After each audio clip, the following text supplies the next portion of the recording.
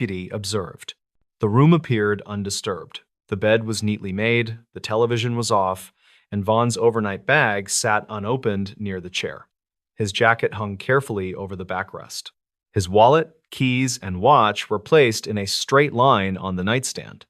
Vaughn's phone was found face down near the center of the room. It was powered off. There were no signs of a struggle, no broken objects, and no evidence of forced entry. The bathroom sink was dry, and the shower showed no signs of recent use. Security footage from the motel showed Vaughn entering his room at 8:16. No footage showed him leaving. The hallway camera covering his door recorded no activity from 9:20 onward. No other guests or staff members were seen approaching that section of the building overnight. A missing person report was filed that evening. During evidence processing, Vaughn's phone was powered on at the police station. The battery level was at 31%, consistent with being unplugged sometime during the night. There were no missed calls, emergency alerts, or drafts. While reviewing the phone's photo gallery, an officer noticed a single image that did not fit the timeline. The photograph was timestamped at 11:58 that night. It showed Vaughn standing inside the motel room near the foot of the bed, facing the camera. Vaughn's expression was neutral. His eyes were open and focused slightly above the lens, as if looking at something just beyond the phone. His arms hung loosely at his sides.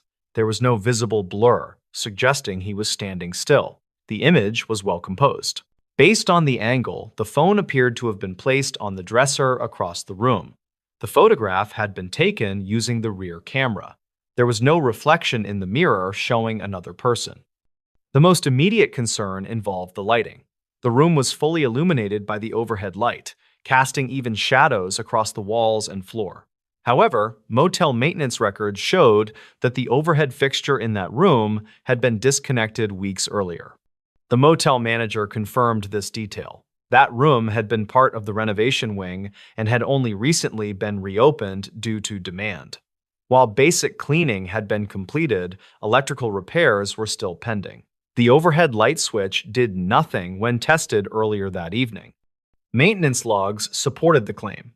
Power to that specific circuit had been shut off since mid-January. There were no records indicating it had been restored. Investigators questioned whether the photograph could have been taken earlier, then misdated. Digital forensics specialists examined the file metadata. The timestamp matched the phone's internal clock, which was accurate and synced to network time earlier that day. There were no signs of editing, manipulation, or file corruption. Compression patterns matched other images Vaughn had taken during inspections the previous week. The photograph appeared to be a single original capture. Another detail raised concern. In the background of the image, the bathroom doorway was visible. A shadow extended across the bathroom wall at an angle that did not match Vaughn's position or the known layout of the room. There was no lamp or external light source capable of producing it. Investigators returned to the motel to recreate the photograph. Using the same phone model and camera settings, they attempted to produce similar lighting conditions. Without the overhead light, the room remained dim even with curtains open during daylight. No configuration matched the image. While examining the room again, an officer noticed something partially concealed behind the dresser. A narrow door was set into the wall, its frame painted the same color as the room. The door led to an adjoining room. The adjoining room had been sealed for years due to structural damage. Its windows were boarded from the outside, and the floor sloped noticeably toward the center. There was no electricity, no furniture, and no active utilities. Dust patterns inside the adjoining room suggested it had not been entered recently. However, the lock mechanism on the connecting door showed fresh scuff marks, as if it had been opened and closed multiple times. No fingerprints suitable for identification were recovered from the handle. Further investigation into motel records revealed that the adjoining room had been removed from service following an incident over a decade earlier. An overnight guest had been found unresponsive and pronounced dead at the scene. The death was ruled a medical event, and no criminal activity was suspected. After that incident, the room experienced repeated electrical issues and water damage. Eventually, it was boarded up and excluded from public bookings. The connecting door had been sealed from the other side, but left intact within Vaughn's room. This information had not been disclosed to Vaughn. Investigators also reviewed Vaughn's phone usage logs more closely. At 11:56, 2 minutes before the photograph was taken, the phone recorded a brief sensor activation consistent with movement. There was no corresponding screen unlock or app usage. At 12:01, the phone powered down without user input. Battery data suggested it had not reached a critical level. Weeks later, while the phone was stored in an evidence locker, it powered on briefly without explanation. Surveillance cameras captured the screen lighting up, though no notification appeared. The device shut off again after several seconds. Phone carrier records later showed a 4-second outgoing call attempt from Vaughn's phone during that event. The call did not connect. The destination number was not recorded. The call was traced to a motel landline associated with Vaughn's room. That landline had been physically disconnected since renovations began. The investigation stalled with no physical evidence explaining Vaughn's disappearance. No sightings were reported, no financial activity occurred after the night he checked in. His vehicle remained parked until it was towed days later. The motel owner chose to permanently close that wing of the building. The adjoining door was sealed behind drywall. Power to the entire section was shut off. Within months, the property was sold. Vaughn Mercer was never found. His case remains open. The photograph remains archived in the case file. It is the only confirmed image showing a man standing calmly inside a motel room that records indicate should have been dark, disconnected, and empty at the time it was taken. This highway turnout appears, then erases people. According to State Transportation Archives, a highway turnout briefly appeared on official maps before multiple travelers connected to it vanished without trace.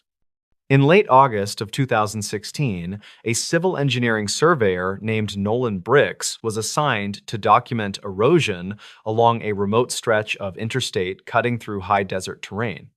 Nolan was 43 years old and had spent most of his career evaluating road safety, drainage failures, and shoulder degradation in low-traffic regions. His work often placed him alone on long, empty highways for hours at a time. The assignment that week was considered low risk. Nolan was to drive a 100-mile segment, stop at pre-marked mile points, photograph runoff damage, and log shoulder conditions. The route passed through barren land with minimal development and few exits. Cell service was inconsistent, but Nolan carried a state-issued satellite tracker for emergencies. On Monday morning, Nolan checked in with the regional office and began driving eastbound just after 7. His first 3 stops went as expected. Photos were uploaded during brief service windows, and his tracker showed steady movement along the route. At 10:23, Nolan made an unplanned stop. His vehicle data later showed a turn signal activation followed by deceleration at mile marker 87. There was no scheduled turnout listed there in the survey plan.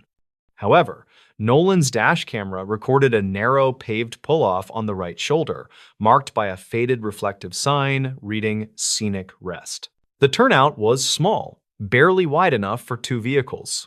Beyond it, the desert stretched flat and quiet, broken only by low scrub and distant rock formations. Nolan pulled in, parked, and shut off his engine. He exited the vehicle and walked several steps away, holding his camera. The dash camera continued recording for another 3 minutes. It captured Nolan framing shots of the pavement edge and surrounding ground. At one point, he looked toward the highway with a puzzled expression, then glanced back at the turnout sign.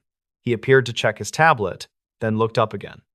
At 10:29, Nolan walked out of frame.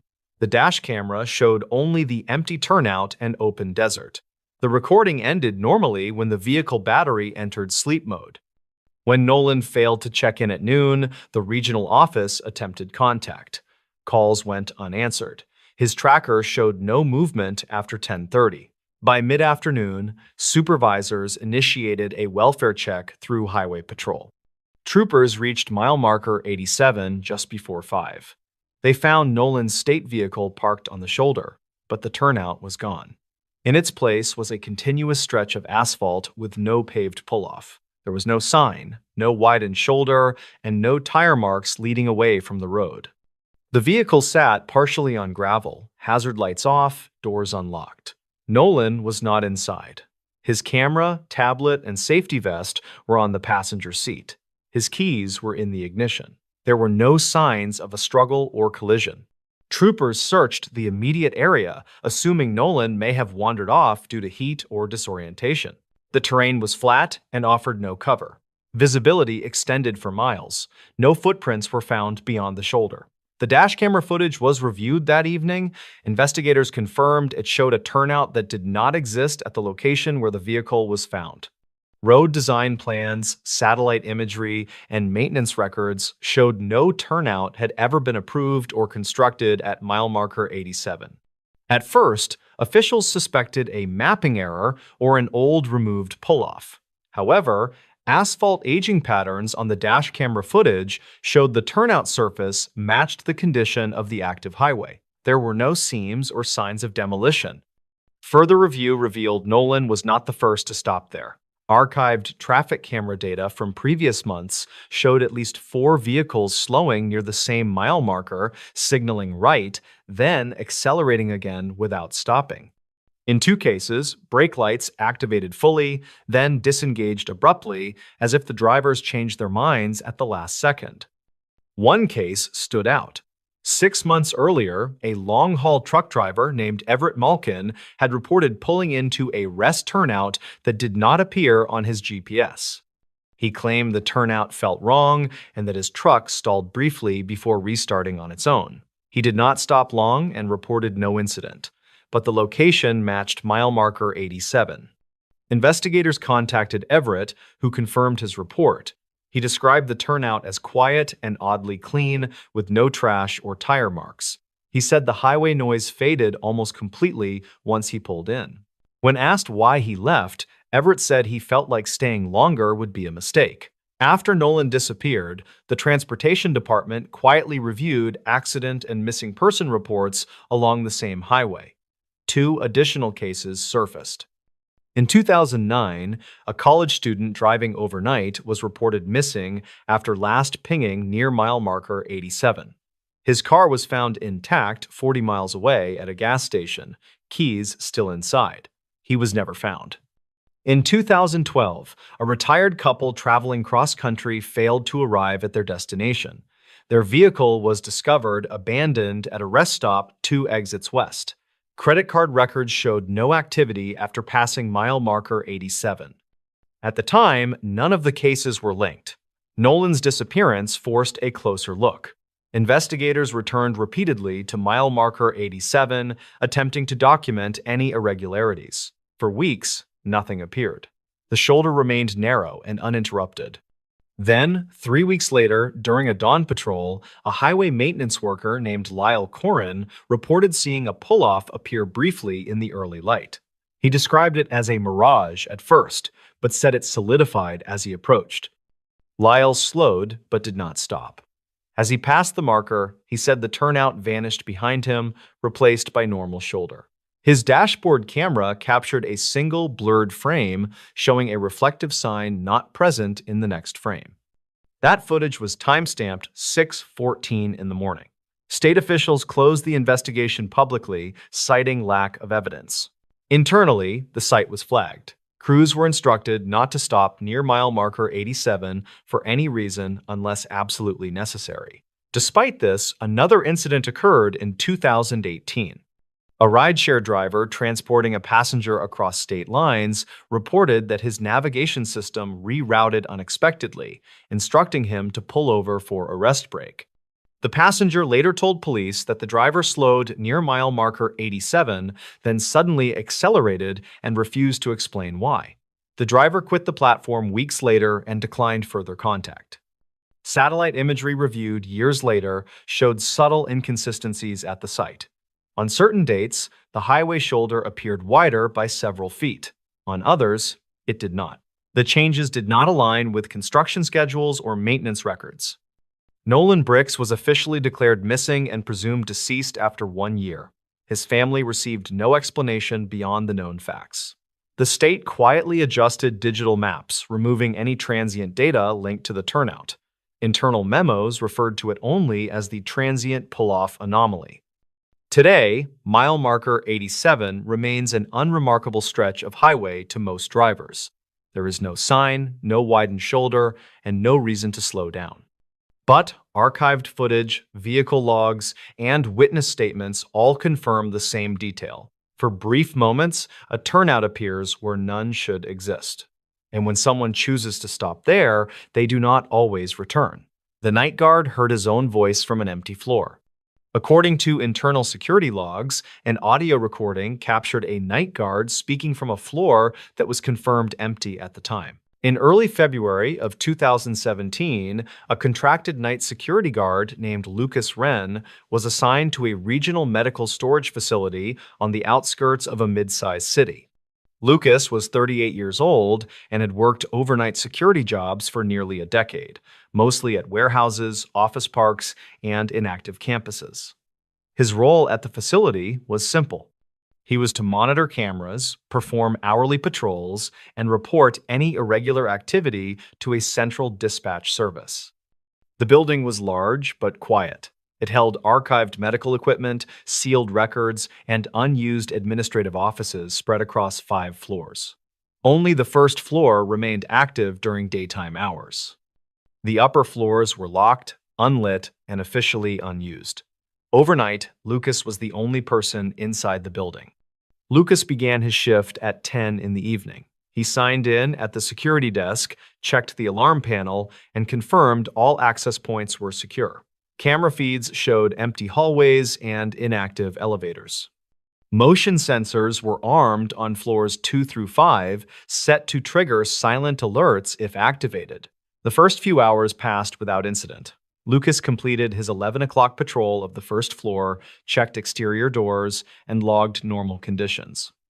At midnight, he settled back into the security office to monitor feeds and complete paperwork. At 12:47, a motion alert appeared on the console. It indicated movement on the 4th floor, east wing. Lucas froze, staring at the screen. The 4th floor had been closed for over 3 years.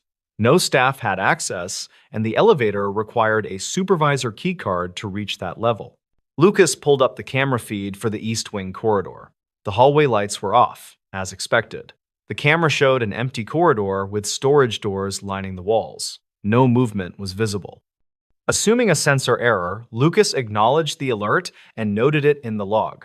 Motion sensors occasionally triggered due to temperature changes. He waited for a follow-up alert. None came. At 1:15, the console displayed another alert. This time, it was an audio pickup notification from the same area. The building system included passive microphones in unused wings to detect unusual sounds like breaking glass or forced entry. Lucas opened the audio feed. What came through his headset made him pull it off instinctively. He replayed the clip immediately. The recording contained a man's voice speaking clearly in the otherwise silent corridor. The voice said, "Security to dispatch, 4th floor east wing is clear." The tone was calm and professional, matching standard patrol language. It was Lucas's voice. The timestamp showed 1:13 in the morning. At that exact time, Lucas had been seated at the security desk on the 1st floor. Dispatch logs confirmed he had not made any radio call. Lucas checked the radio unit beside him. It was powered on, but showed no recent transmissions. He had not pressed the call button. Trying to stay rational, Lucas assumed the system had glitched and replayed an old recording. He checked the file properties. The audio was newly created, stored as a fresh clip, and linked to the 4th floor microphone. His pulse quickened as he pulled up live camera feeds again. The 4th floor remained dark and empty. No doors opened. No shadows moved. Lucas contacted Central Dispatch to report a possible system malfunction. He explained that an audio pickup had captured a voice matching his own. The dispatcher acknowledged the report and advised him to continue monitoring while they checked system diagnostics. At 1:36, another audio alert triggered. This time, Lucas did not remove his headset. He listened as the recording played. "Patrol complete. No issues noted," the voice said. Again, it was unmistakably Lucas. Same cadence, same slight rasp, same phrasing he used during every shift. The timestamp showed 1:34. Lucas felt a wave of unease. He checked his activity log. At 1:34, he had been writing notes and sipping coffee. The security desk camera confirmed he had not left his chair. Dispatch called back moments later. They reported no system errors and no evidence of looping audio. The dispatcher asked Lucas to confirm his location verbally. Lucas did so, stating clearly that he was on the first floor and had not patrolled the fourth. There was a pause on the line before the dispatcher replied. She told Lucas that, according to their system, a patrol acknowledgement had been received from the fourth floor microphone moments earlier. At this point, protocol required visual confirmation. Lucas was instructed to conduct a physical check of the area. Reluctantly, Lucas grabbed his flashlight and radio. He rode the elevator to the third floor since the fourth floor button remained inactive without a supervisor card. From there, he used the stairwell to reach the fourth floor door. The stairwell light flickered as he climbed. When he reached the door, he unlocked it using the emergency override key issued for patrols. The door opened into darkness. Lucas swept his flashlight across the corridor. It was exactly as shown on camera. Empty, silent, and undisturbed. Dust on the floor showed no footprints. Storage doors were closed and sealed. He walked the length of the east wing slowly, announcing his presence as trained. His voice echoed softly down the hall. No response came. After completing the patrol, Lucas returned to the stairwell and locked the door behind him. He descended back to the first floor and reported the area clear. At 2:18, another audio alert triggered. Lucas did not open the clip right away. He stared at the screen, watching the timestamp count upward. When he finally played it, his stomach dropped. The recording captured his voice again, but this time it sounded closer to the microphone. The voice said, "Still here, just finished checking storage doors." Lucas felt cold. He had not said those words during his patrol. The phrasing was similar, but not identical to anything he had spoken. Dispatch logs showed no radio traffic from Lucas at that time, yet the system marked the message as an internal audio capture, not a transmission. Lucas reviewed the live feed from the fourth floor microphone. It was silent.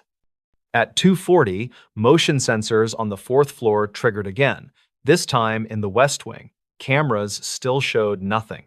Dispatch instructed Lucas to remain on the first floor and await backup. A supervisor was dispatched from another site with an estimated arrival time of 40 minutes.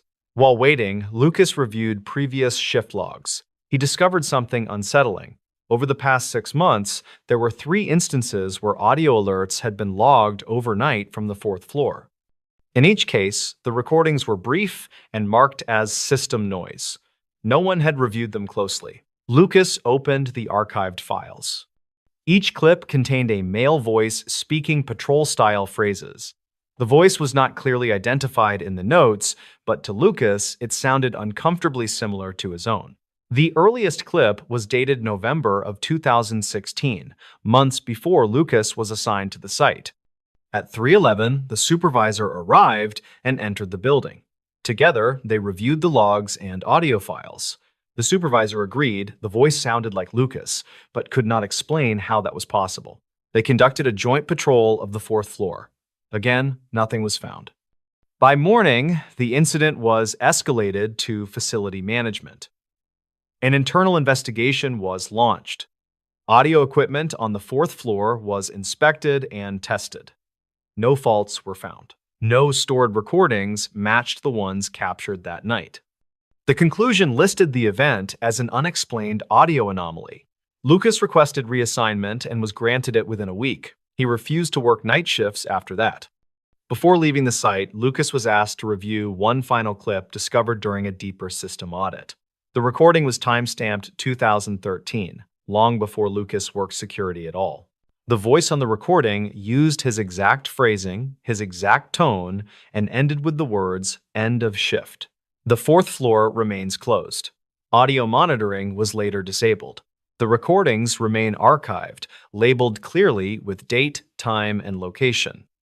They are the only documented instances of a night guard's voice being heard performing duties on a floor where no one was present, including the guard himself. This abandoned cabin recorded breathing with no one inside. According to county evidence logs, an audio recorder captured steady human breathing inside an abandoned cabin while the structure was confirmed empty. In late October of 2018, a wildlife monitoring technician named Aaron Kells was assigned to service passive recording equipment in a protected forest basin. Aaron was 42 years old and had worked seasonal contracts for over 15 years, specializing in acoustic monitoring of animal movement and illegal hunting activity. His job often required long hikes to isolated locations where equipment could remain undisturbed for months. The cabin sat deep within the basin, more than 6 miles from the nearest access road. It had been built decades earlier for fire watch crews, but was abandoned after repeated structural issues. The roof sagged, the windows were boarded, and the interior was considered unsafe for occupancy. Entry was restricted except for authorized monitoring work. Aaron arrived at the trailhead just after sunrise. He checked in by radio, noted clear weather conditions, and began hiking toward the cabin with a pack containing fresh batteries, data cards, and a handheld recorder. The device was designed to activate when sound exceeded a low threshold, capturing audio clips for later review.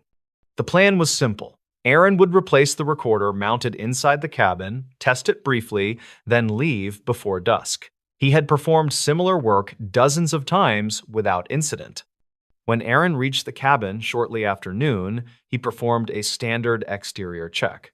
The door was secured with a steel latch and numbered seal. The seal was intact. No footprints surrounded the structure, and no wildlife signs were present near the entrance. Aaron unlocked the door, entered briefly, and swapped the recorder mounted near the back wall. The interior smelled of dust and rot. Light filtered through cracks in the boards, but visibility was poor. He completed the task in under 10 minutes, relocked the door, applied a new seal, and noted the serial number in his log. Before leaving, Aaron activated a secondary recorder placed beneath the floorboards, intended to capture vibrations and low-frequency sounds. He tested it by clapping once inside the cabin. The device responded as expected. Aaron exited, secured the door again, and began the hike back toward the trailhead. He checked out by radio at 4:30 and left the basin before nightfall. 2 weeks later, Aaron returned to the office to process the collected data. Most of the recordings were uneventful. Wind, distant animal movement, and occasional tree creaks filled the files. Then he reached a set of clips time-stamped 3 days after his visit. The first clip lasted 20 seconds. It contained a faint, rhythmic sound. Aaron adjusted the volume and listened closely. It was breathing. The sound was slow and steady, clearly human in cadence. Inhale, exhale, pause, repeat. There was no accompanying movement, no footsteps, and no wind interference. Like slow in Mani 2045 and Mani Docs 10, and the redisting of you unsubscribe on the problem site at Raise Docs 10. The microphone sensitivity matched the profile of someone standing or sitting very close to the device. Aaron flagged the clip and reviewed the next file. The second clip was longer. The breathing continued, joined briefly by a subtle fabric rustle, as if clothing shifted. No speech occurred. The sound stopped abruptly at the end of the recording window. Over the next hour, Aaron identified 11 separate clips captured over a 4-hour period. All contained the same breathing pattern. The intervals between clips suggested the source remained inside the cabin for an extended time. Concerned, Aaron reported the anomaly to his supervisor. The supervisor reviewed the files and agreed the audio did not match known wildlife patterns. The cadence was too regular, and the frequency range matched adult human respiration. A site inspection was scheduled for the following morning. A team of 3, including a ranger and a safety officer, returned to the cabin. They approached cautiously, documenting the seal on the door before entry. The seal, applied by Aaron, remained intact and unbroken. Inside, nothing appeared disturbed. Dust patterns on the floor were undisturbed. No food, clothing, or personal items were present. The recorder sat in its mounting bracket untouched. The team removed the device and reviewed its internal logs. The timestamps matched the audio files. The recorder had activated repeatedly without registering any door movement or vibration spikes consistent with entry. Investigators expanded the inspection to the surrounding area. No footprints were found, no evidence of camping or sheltering appeared nearby. The nearest trail showed no signs of recent use. Back at the office, the audio files were sent to an external acoustic analyst. The analyst confirmed the sounds were consistent with human breathing at close range. The pattern showed subtle variations typical of a living person, not mechanical noise or looping audio. The possibility of contamination was considered. Technicians verified the recorder model had no storage of prior audio and no wireless capability. Each clip was captured live and written directly to the data card. Another anomaly emerged during analysis. In two of the clips, a second sound appeared beneath the breathing. It was extremely faint but rhythmic, resembling a slow footstep on wood. The interval suggested someone shifting weight periodically, though no creaking typical of the cabin structure was present. Weather data was reviewed. On the day of the recordings, temperatures dropped sharply overnight, but wind speeds remained low. There were no storms or seismic activity. The investigation broadened. Archived data from the same cabin was reviewed, spanning the previous 5 years. 3 earlier instances surfaced. In 2012, a short clip captured a single exhale followed by silence. It was dismissed as wind interference at the time. In 2015, a recorder logged intermittent breathing sounds for nearly an hour. The file was marked as corrupted and archived without review. In 2017, a ranger reported hearing faint sounds inside the cabin during a routine exterior check. The report was informal and never escalated. None of those incidents had resulted in a confirmed explanation. To rule out unauthorized entry, the team installed motion sensors and an additional camera outside the cabin. The cabin remained sealed. Over the next month, no movement was detected. Then, during the 3rd week of monitoring, another set of breathing recordings appeared. This time, the audio was closer and louder.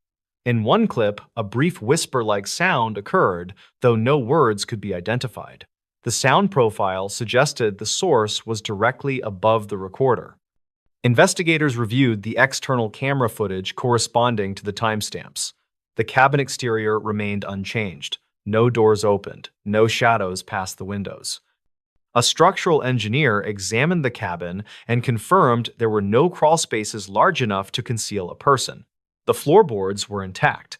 The walls contained no voids beyond insulation.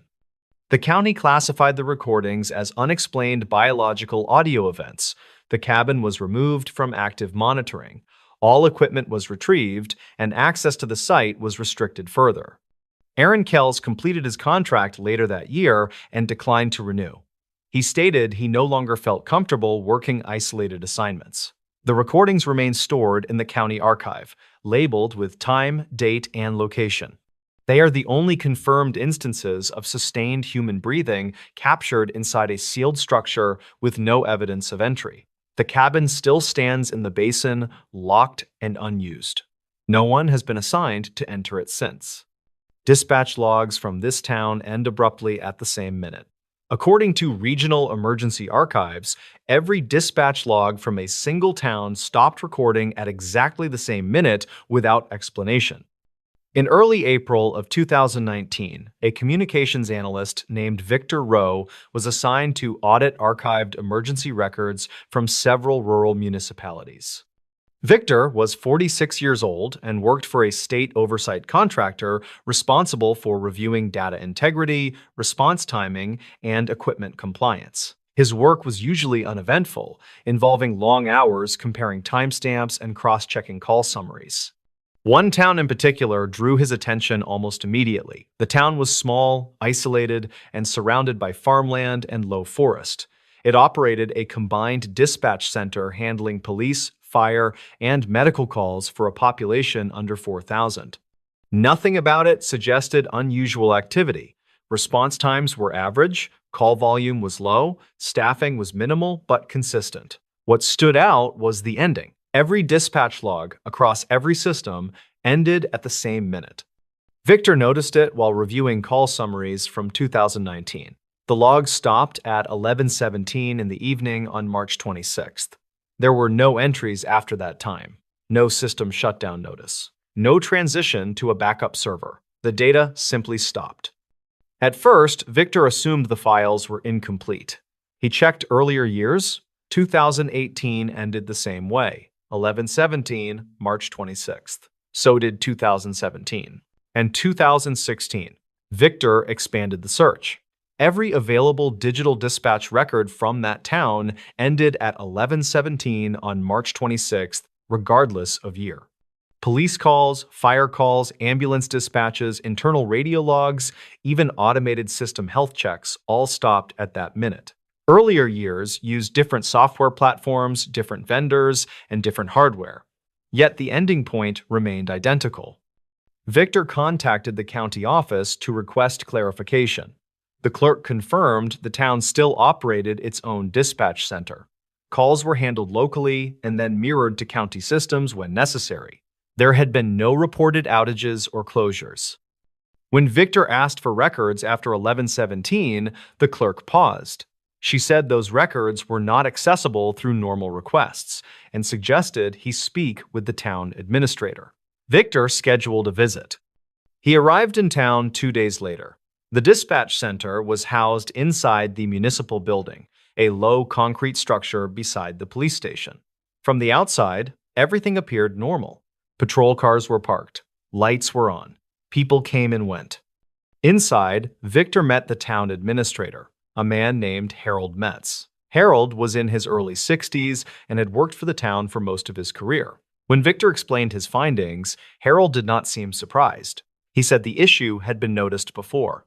Harold explained that dispatch operations technically continued after 11:17, but records from that point forward were handled differently. When Victor asked what that meant, Harold hesitated, then said the logs were considered unreliable.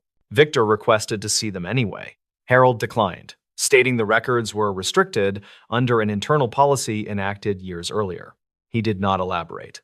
Victor then asked a more specific question. He asked why the cutoff minute never changed. Harold did not answer immediately. Instead, he asked Victor how much he already knew. Victor explained that he only knew the data ended abruptly and uniformly. He had no theory beyond a possible automation error. Harold sighed and told Victor to follow him. They walked down a hallway into a small conference room. Inside was a metal filing cabinet with a faded label. Harold unlocked it and removed a single binder. He placed it on the table and opened it. Inside were printed dispatch summaries. They all ended at 11:17.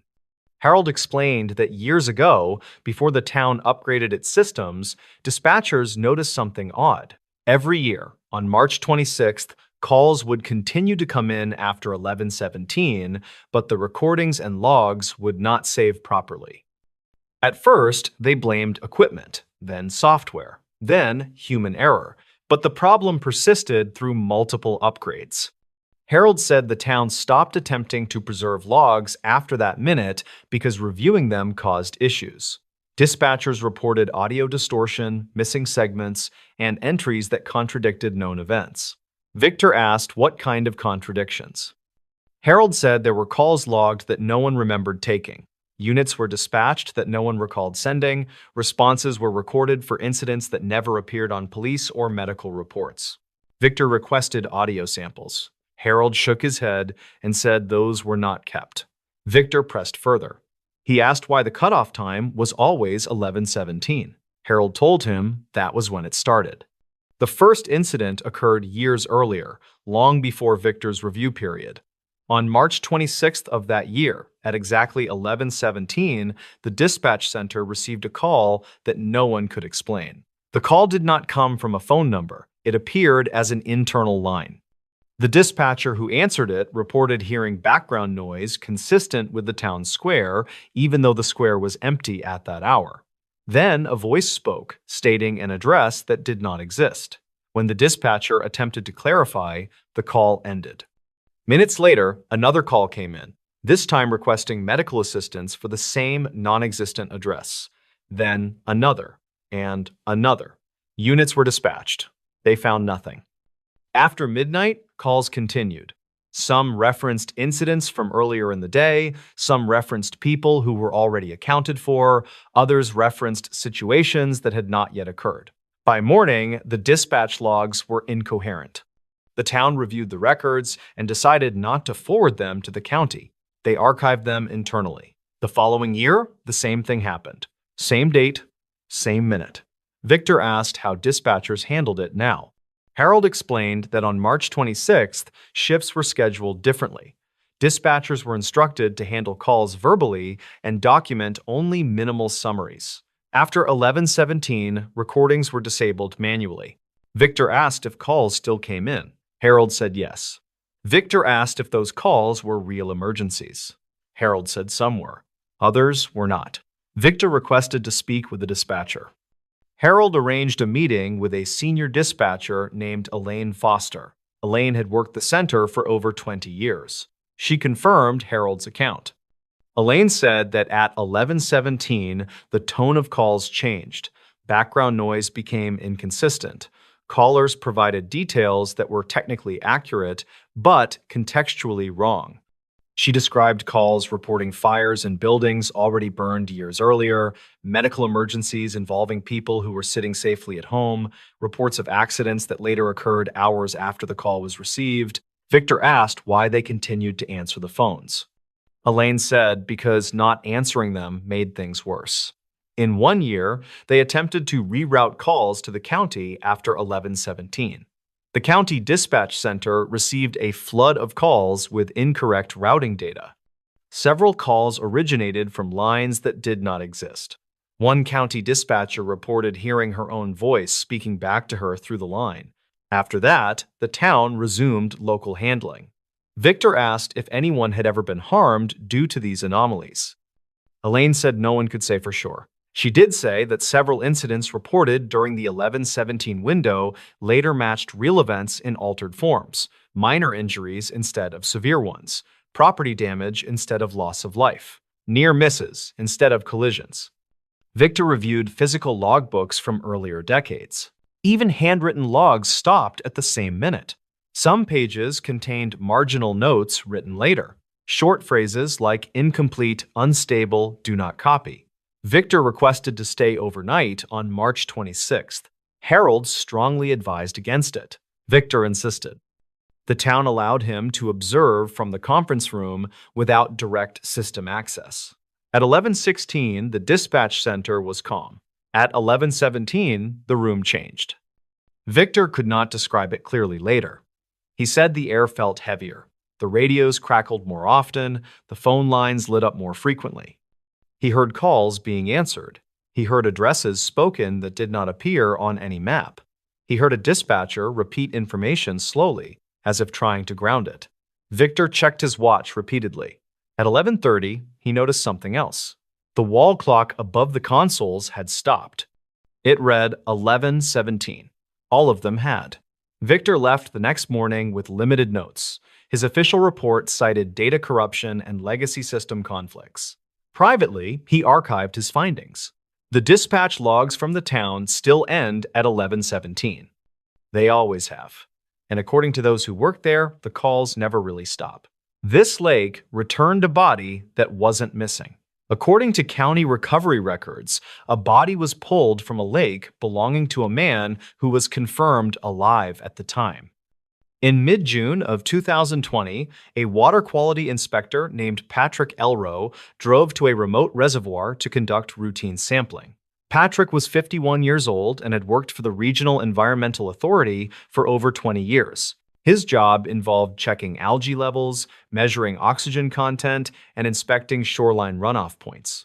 The work was solitary but predictable, and Patrick followed the same procedures at every site. The reservoir sat in a forested basin several miles from the nearest town. It was man-made, created decades earlier to support irrigation and flood control. Recreational access was limited. Swimming was discouraged, and boating required permits. Despite this, the lake was popular with anglers and hikers due to its quiet setting. Patrick arrived shortly before 9 in the morning. He parked near the maintenance dock, logged his arrival time using the handheld system, and began preparing his sampling equipment. Weather conditions were calm. The water surface was smooth, and visibility was good. At 9:42, Patrick completed his first shoreline sample. He uploaded the data successfully and moved toward the dock to collect a deeper water reading. That was when he noticed something near the far edge of the lake. At first, it appeared to be debris. Patrick raised his binoculars and focused. What he saw made him lower them immediately. A body was floating near the reeds. Patrick radioed for assistance and provided coordinates. He was instructed to remain where he was and avoid approaching the water. Local deputies and a water recovery team were dispatched.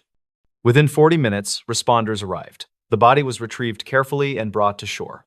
It belonged to a middle-aged man wearing jeans, boots, and a dark jacket. There was no visible trauma. No identification was found on him. The deputies documented the scene and began the standard missing person cross-check. One deputy read the name from the recovered fingerprints and paused. The name belonged to a local resident named Calvin Morrow. Calvin Morrow was not missing. In fact, Calvin Morrow was at work. Dispatch confirmed that Calvin had clocked in at a manufacturing plant across the county at 6 that morning. Supervisors at the plant verified he was currently on shift. A deputy was sent to confirm in person. While waiting, responders continued processing the scene. The body was estimated to have been in the water for less than 24 hours. Water temperature and skin conditions supported that assessment. The clothing on the body matched what Calvin was reportedly wearing the previous evening, according to his wife. She was contacted and confirmed the jacket and boots looked identical. At 10:37, the deputy at the plant called back. Calvin Morrow was standing in front of him. He was alive, coherent, and visibly shaken after being told why police were there. He insisted he had not been to the lake in months. He agreed to accompany the deputy to the station. The situation escalated quickly. The recovered body was transported to the county morgue. A second set of fingerprints was taken, dental records were compared, the match was confirmed again. The body was Calvin Morrow. At the same time, the living Calvin Morrow arrived at the station. He provided identification. Fingerprints were taken. They matched the body. Investigators assumed an administrative error. Samples were retaken. Another technician performed the comparison. The results did not change. Two identical biometric profiles existed simultaneously. Calvin was 48 years old and worked as a machine operator. He had lived in the county his entire life. He had no known medical conditions beyond controlled hypertension. He had no criminal record. When questioned, Calvin stated he had gone home after work the previous evening, eaten dinner, watched television, and gone to bed around 10. His wife confirmed his account. She said he left for work at 5:30 the next morning. Surveillance footage from their home showed Calvin entering at 6:12 in the evening and leaving at 5:28 the next morning. The footage was continuous and unbroken. Yet the body recovered from the lake showed signs consistent with having entered the water sometime after midnight. Investigators reviewed cell phone records. Calvin's phone showed normal usage until 9:48 the previous night. After that, there was no activity until 5:32 in the morning, when his alarm was dismissed. The phone was found in his pocket when he arrived at the station. The body in the lake had no phone. An autopsy was ordered. The medical examiner found no cause of death immediately apparent. There was water in the lungs, consistent with drowning, but no signs of struggle or injury. Toxicology results were clean. Time of death was estimated between 1 and 3 in the morning. The examiner noted something unusual. The body showed a surgical scar on the lower abdomen. The living Calvin did not have that scar. Medical records confirmed Calvin had never undergone surgery. Investigators searched hospital databases. They found a record-matching Calvin Morrow who had undergone an emergency appendectomy 12 years earlier in a neighboring state. That Calvin Morrow was listed as deceased. The record showed he died 2 days after the surgery due to complications. The social security number matched. The birth date matched. The parents' names matched. Investigators now faced two conflicting histories tied to the same identity. The living Calvin had no memory of any surgery. His wife confirmed he had no scar when they met 15 years earlier. Childhood photos showed no mark. The body from the lake clearly had one. Dental records were examined next. Both Calvins matched perfectly, including minor alignment quirks and fillings. The medical examiner noted that the dental work on the body appeared slightly older, based on material wear. The difference was subtle but measurable. As news of the situation spread internally, state authorities were notified. The case was classified as sensitive and access was restricted. Investigators reviewed employment records. The living Calvin had consistent work history for over 20 years. Tax filings were uninterrupted. There were no gaps. However, a deeper review showed that before 2008, records became inconsistent. Two overlapping employment histories appeared briefly in state databases, then resolved into one. No explanation was documented. Investigators returned to the lake. Sonar scans revealed nothing unusual beneath the surface. The shoreline showed no signs of recent activity. No footprints or vehicle tracks were found near the water overnight. The water quality logs revealed something else. At 1:14 in the morning, sensors recorded a sudden temperature fluctuation in a localized section near the reeds. It lasted less than 3 minutes, then normalized. No weather event explained it. The sensor had never recorded a similar spike before. A week later, while the investigation continued, the morgue reported another anomaly. The body's fingerprints had changed. Not dramatically, but enough that automated systems flagged the discrepancy. Manual comparison showed ridge patterns remained the same, but pressure distortion marks were different, as if the skin had shifted. The medical examiner ordered the body refrigerated again and restricted access. That night, security cameras in the morgue recorded a brief power fluctuation. For 8 seconds, the camera feed cut out. When it returned, the body was still present. Nothing else appeared altered. The living Calvin was placed under protective observation. He was not charged with any offense. He was instructed not to leave the county. Calvin reported increasing discomfort. He said he felt watched, especially near water. He reported waking at night with the sensation of holding his breath. Medical examinations found nothing physically wrong. On the 10th day after recovery, the body in the morgue began to decompose rapidly, far faster than expected under controlled conditions. Within hours, it was no longer viable for further testing. The medical examiner documented the change and ordered cremation, citing biohazard concerns. Authorization was granted by the county under emergency provisions. The ashes were sealed and stored. 2 days later, the lake level dropped unexpectedly by several inches. No release had been scheduled, no leak was found. At dawn the following morning, Patrick Elrow returned to the reservoir for follow-up sampling.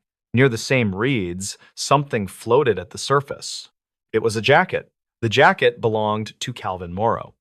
The living Calvin was still alive, sitting in his home at that exact moment, drinking coffee under observation. After that day, the case was quietly closed. Official records list the recovered individual as an unidentified male with similarities to a local resident. The fingerprint match was removed from public databases. The appendectomy record was marked as clerical error. Calvin Morrow continued his life. He still works at the same plant. He avoids the lake. Patrick transferred departments. The reservoir remains open. But according to internal recovery logs, the lake did not produce a missing person. It returned someone who was never gone. The basement door that only opens after the final prayer. According to maintenance and clergy records, a locked basement door opened repeatedly only after a specific prayer was completed. In early December of 2018, a facilities caretaker named Owen Carth was assigned to oversee after-hours maintenance at a small hillside chapel outside a rural town. Owen was 53 years old and had worked custodial and repair jobs for religious properties most of his adult life. He was familiar with old buildings, aging infrastructure, and the odd sounds that came with them at night. The chapel was modest, built decades earlier by a local congregation that had since dwindled. Regular services were still held twice a week, mostly attended by elderly parishioners. The building included a sanctuary, a small office, storage rooms, and a basement that was officially listed as sealed and unused. Owen's duties were straightforward. He checked heating systems, ensured doors were locked, and addressed minor repairs reported by staff. He worked evenings to avoid disrupting services. On his first night at the chapel, nothing seemed out of place. The basement door was located at the back of the sanctuary, partially hidden behind a folding partition. It was a solid wooden door reinforced with a steel frame and secured by a keyed deadbolt. A sign above it read, "Authorized access only." Owen was told the basement contained outdated electrical systems and unstable flooring. He was also told not to open it. For the first 2 weeks, Owen worked without incident. He noted the usual creaks, the ticking of cooling pipes, and the occasional wind pressing against stained glass. He locked up each night by 10, armed the alarm, and left. The first anomaly occurred during an evening service. Owen stayed late to observe. The chapel hosted a small prayer meeting led by an elderly pastor named Harold Vance. Attendance was sparse, fewer than 15 people seated in the pews. Owen remained near the back, waiting to secure the building afterward. As the service ended, Pastor Vance led the congregation in a final prayer. His voice was steady and practiced. When the last words were spoken, a low sound echoed through the sanctuary. It sounded like a latch moving. Several attendees glanced around, confused. Owen felt the vibration through the floor beneath his boots. After the congregation left, Owen approached the source. The basement door was ajar. He was certain it had been locked earlier. He checked the deadbolt. It hung open, unlocked, without signs of tampering. Owen closed the door and locked it again, assuming human error. The next morning, he reported the incident to the chapel administrator, a woman named Marlene Schaff. Marlene said the door had done that before, but rarely. She blamed pressure changes from the heating system. Owen accepted the explanation, though it did not fully satisfy him. The second incident occurred 3 nights later. No service was scheduled that evening. Owen was alone in the building, replacing light fixtures in the office wing. At 9:45, the alarm panel registered a brief door sensor alert from the basement entrance. The alert cleared itself within seconds. Owen walked to the sanctuary. The basement door remained closed and locked. Confused, he checked the event log. The alert time corresponded exactly to 9:41. That time meant nothing to Owen until the following Sunday. That evening, another service was held. Different pastor, different congregation size, same final prayer. At 9:41, as the prayer ended, the basement door unlocked itself and opened several inches. This time, Owen watched it happen. He stood 10 feet away and saw the deadbolt retract smoothly without sound. The door eased open slowly, as if released by internal pressure. No one else noticed. Afterward, Owen inspected the lock mechanism. It showed no electrical components and no motorized parts. It was purely mechanical. The key hung on his belt the entire time. He documented the incident in his maintenance log. Over the next month, Owen noticed a pattern. The basement door never opened during services, sermons, hymns, or casual prayer.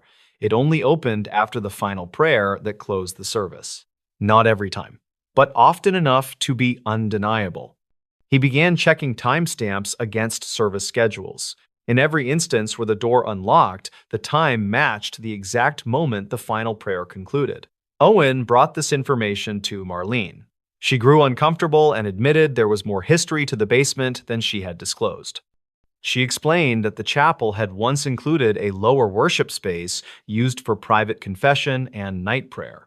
Years earlier, an incident occurred involving a small prayer group that met after hours. The details were vague, but the group was disbanded, and the basement was sealed. No records explained why. Owen asked to see the basement. Marlene refused. Curiosity overcame caution. One night, after a weekday prayer meeting, Owen waited near the sanctuary. Pastor Vance led the closing prayer as usual. When it ended, the basement door unlocked and opened wider than before. Owen waited until the chapel emptied. Then he descended the stairs. The basement was unfinished and colder than expected. Concrete walls absorbed sound. The air felt heavy and stale, like a room long closed but recently disturbed. His flashlight beam revealed old folding chairs, stacked hymnals, and a low altar built into the far wall. At the center of the room stood another door. This one was smaller and reinforced with metal brackets. There was no handle, only a recessed panel. Owen approached cautiously. The panel was warm to the touch. Behind him, the stairwell door closed on its own. Owen did not panic. He documented the layout, took photos, and returned upstairs without touching the inner door. When he reached the sanctuary, the basement door was closed and locked again. The next morning, Owen reviewed his photos. Several images were missing. The ones that remained showed faint impressions near the inner door, as if fingerprints pressed from the other side of the wall. Owen showed the photos to Marlene. She contacted the diocese. An internal review followed. Officials visited, inspected the basement, and sealed the inner door permanently. They replaced the basement lock and installed additional sensors. They told Owen the matter was resolved. It was not. The basement door continued to unlock after final prayers, even with the new hardware. Sensors recorded the deadbolt retracting without electrical input. Eventually, clergy changed the wording of the final prayer. The door did not open. For weeks, nothing happened. Then, one evening, Pastor Vance reverted to the traditional phrasing out of habit. The door opened immediately.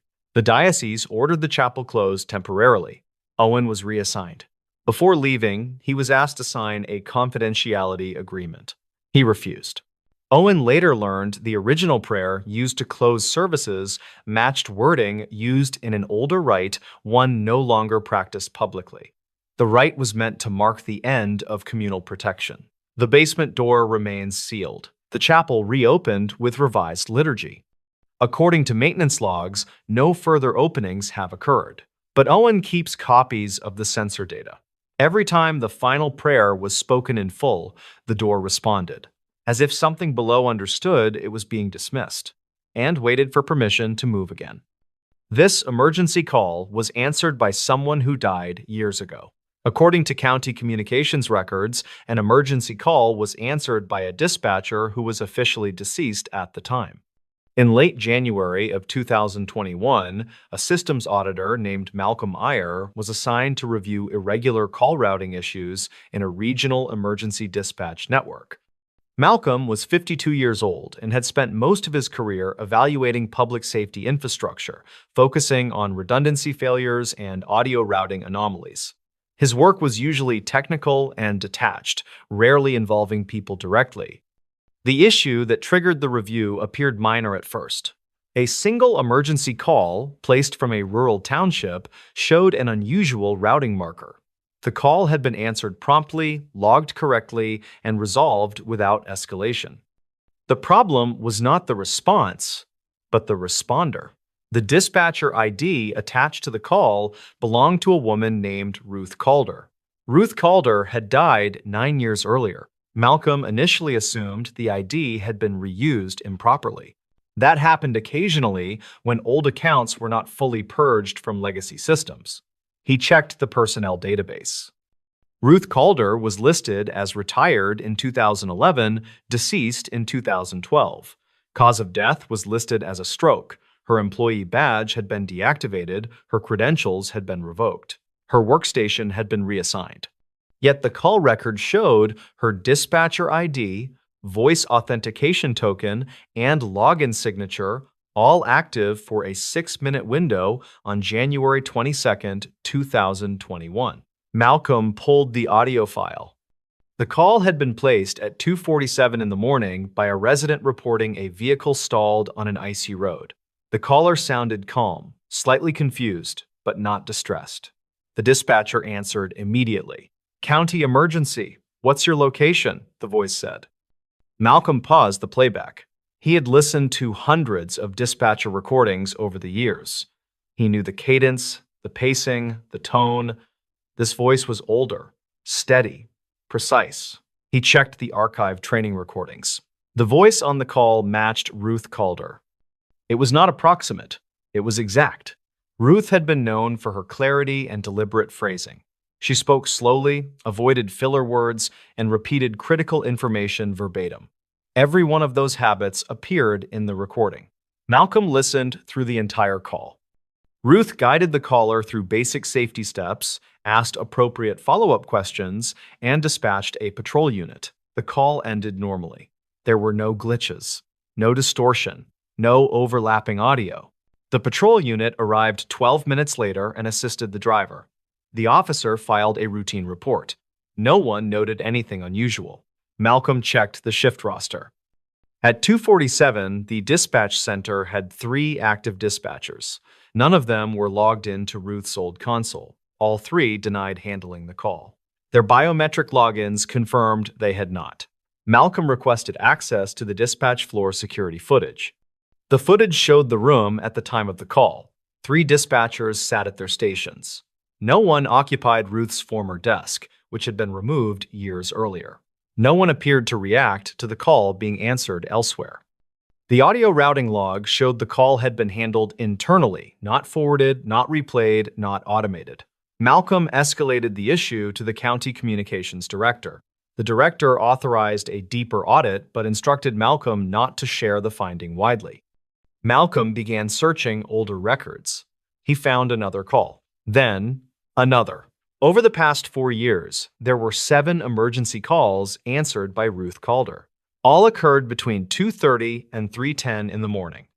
All were routine assistance calls. Vehicle issues, welfare checks, 1 medical call involving chest pain. In each case, responders arrived successfully. None of the callers reported anything unusual. Malcolm contacted one of them, a man whose call had occurred 2 years earlier. The man recalled speaking to a calm older woman who sounded like she knew exactly what she was doing. He assumed she was just a dispatcher. Malcolm asked if she had identified herself by name. The man said yes.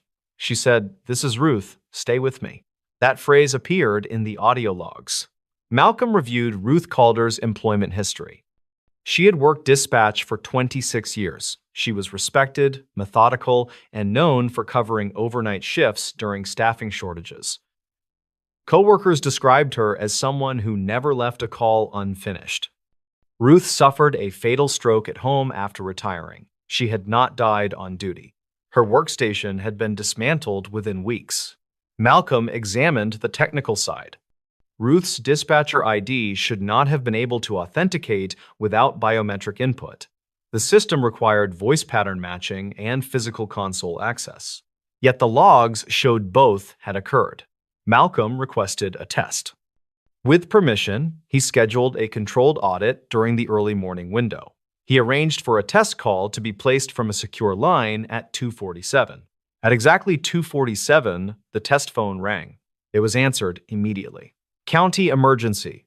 What's your location?" the voice said. Malcolm listened from the monitoring room. It was Ruth. The test call was terminated immediately. No dispatch occurred. System logs showed Ruth's ID active for 8 seconds. No console logged the interaction. Malcolm reviewed the security footage. At 2:47, one dispatcher looked up briefly as if hearing something faint through a headset, then returned to her screen. No one else reacted. Malcolm requested the audio file from the test call. It existed. The voice was calm, familiar. Malcolm asked the communications director for permission to interview former staff who had worked with Ruth. One retired dispatcher, a man named Joel Heron, agreed to speak. Joel said something that unsettled Malcolm. He said that after Ruth died, some overnight dispatchers reported hearing her voice faintly through inactive headsets. Short phrases, corrections, reminders. They dismissed it as fatigue. One dispatcher quit after claiming Ruth had answered a call before he could. The incident was never documented. Malcolm reviewed maintenance logs. He found that during the exact minutes when Ruth's calls occurred, the system recorded brief synchronization events. Not errors, not failures. Just alignments where timestamps across servers corrected themselves to match a single reference. That reference was an old backup server retired the year Ruth left. The server had been decommissioned, but not physically destroyed. It sat powered down in storage. Malcolm requested access to the storage facility. When technicians powered the server briefly for inspection, the system log showed one active process. It was a call handling module. The module was named after its creator, R. Calder. The module had been written years earlier as a patch to handle overflow calls during understaffed nights. It used archived audio prompts and decision trees based on Ruth's call handling patterns. It was not designed to answer calls independently, but over time, updates had layered over it. Malcolm realized the module had begun activating during low-traffic windows, answering calls before human dispatchers could. It used Ruth's recorded voice, but that explanation did not satisfy all the data. The module should not have been able to authenticate as Ruth. It should not have been able to adapt responses to new situations. It should not have known details not present in scripts. One call from 2020 involved a diabetic emergency. Ruth's voice instructed the caller to check a medication the caller had not mentioned. The instruction was correct. Malcolm asked the communications director to disable the module permanently. The director agreed. The server was wiped. The module was deleted. The following month, another call came in at 2:52. It was answered. "Stay with me," the voice said. This time, the caller hung up. The call log recorded no dispatcher ID. No audio file was saved. The patrol unit arrived anyway, responding to a silent dispatch ping. Malcolm resigned shortly after. In his final report, he cited unresolved legacy system behavior. Privately, he kept copies of the audio files.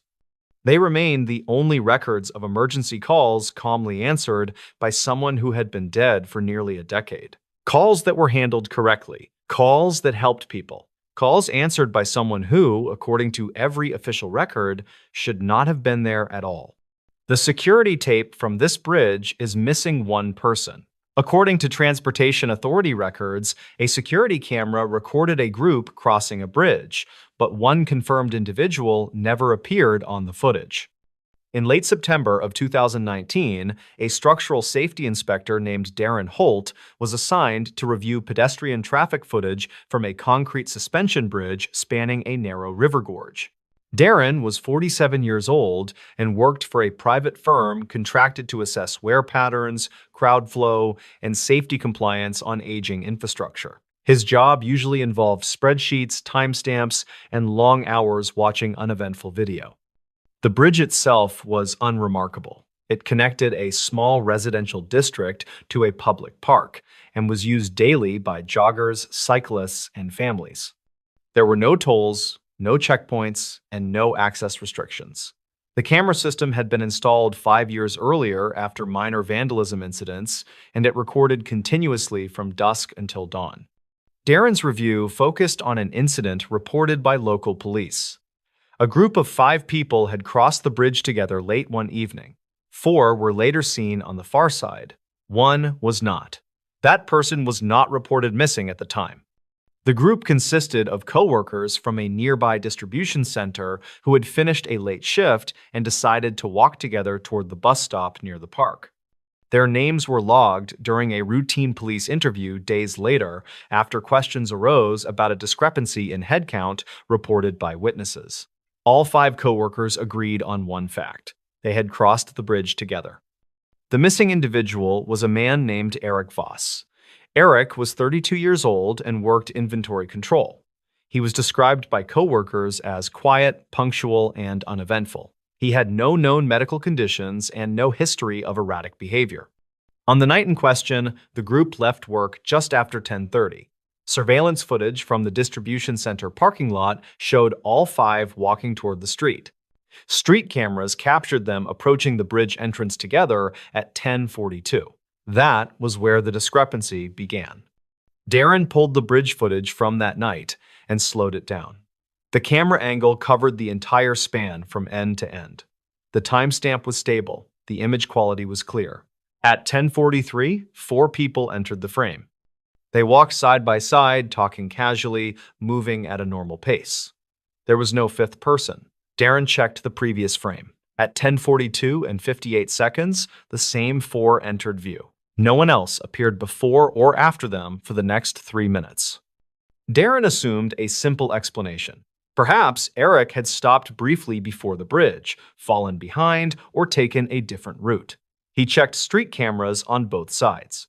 Footage showed all five approaching the bridge entrance together. Eric was clearly visible, walking slightly behind the others, adjusting his jacket. No camera showed him leaving the group. There was no footage of him turning back, stopping, or entering the park instead. Yet on the bridge camera, he did not exist. Darren reported the inconsistency to the Transportation Authority, assuming a dropped frame or encoding error. Engineers reviewed the footage and found no gaps, no corruption, and no missing data. The frames where Eric should have appeared were intact. He simply was not there. Police re-interviewed the four co-workers. Each independently stated Eric was with them on the bridge. One recalled Eric joking about the height. Another remembered Eric stopping briefly near the center to look over the railing. That detail troubled investigators. The bridge camera angle showed the center clearly. No one stopped. No one leaned over the railing. At 10:45, the four exited the far side and continued toward the bus stop. Street cameras confirmed their arrival.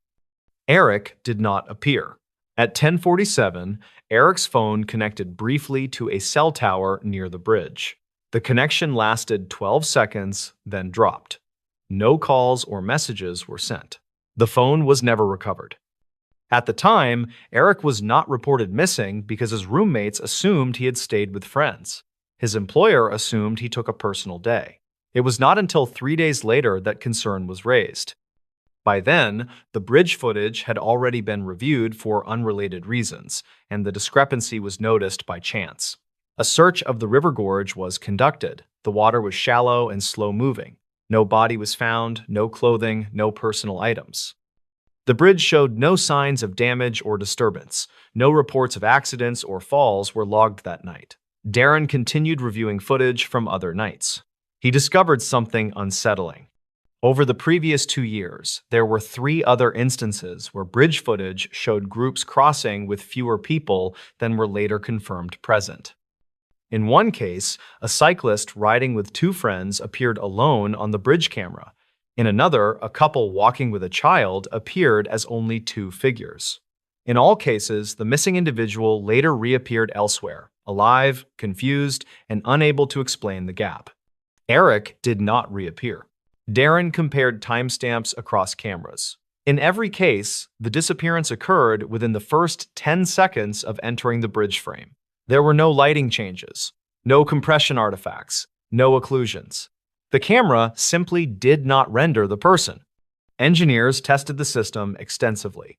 They walked across the bridge in groups, changing formations, speeds, and clothing. All test subjects appeared normally. They even replicated Eric's clothing using similar jackets and colors. Nothing reproduced the effect. Police requested Eric's phone records. His last outgoing message was sent at 10:39, joking about missing the bus. The message was delivered successfully. After 10:47, there was no activity. Investigators reviewed Eric's medical records. Nothing unusual. They reviewed his employment records. Nothing unusual. They reviewed his social media. No distress signals. One detail emerged during interviews. Eric had once worked temporary night security at the bridge site years earlier, during a brief construction project. His badge logs confirmed he had spent several overnight shifts walking the span repeatedly. He had complained once about the lighting making people disappear for a second when viewed from certain angles. At the time, it was dismissed as fatigue. Darren examined the camera calibration records. During Eric's security assignment years earlier, the camera had undergone a firmware update. The update adjusted motion detection thresholds and contrast processing. The update was later rolled back after causing false alerts. However, the bridge camera retained a modified profile. It was subtle and undocumented. Engineers could not explain how that profile would remove a person entirely. As the investigation stalled, Darren requested raw sensor data rather than processed video. This data was rarely accessed and stored separately. In the raw feed, Darren noticed something disturbing. At 10:43, 5 heat signatures entered the bridge. The thermal overlay clearly showed 5 bodies. At the center of the bridge, one heat signature faded abruptly. Not dropped. Not moved. Faded? The remaining four continued across. The fade occurred over less than half a second. No alarm was triggered. The thermal system logged no fault. The signature simply ceased to register. The coordinates of the fade matched the spot where one coworker remembered Eric stopping. Police expanded the search again. Nothing was found. Eric was officially listed as missing 6 weeks later. The bridge remained open. The camera remained active. Darren filed his final report, noting an unexplained discrepancy between optical and thermal data. The authority archived the report and took no action. Months later, Darren received an email from one of Eric's coworkers. The coworker said something strange had happened. While crossing the bridge alone one night, he heard someone behind him say his name. He turned. No one was there.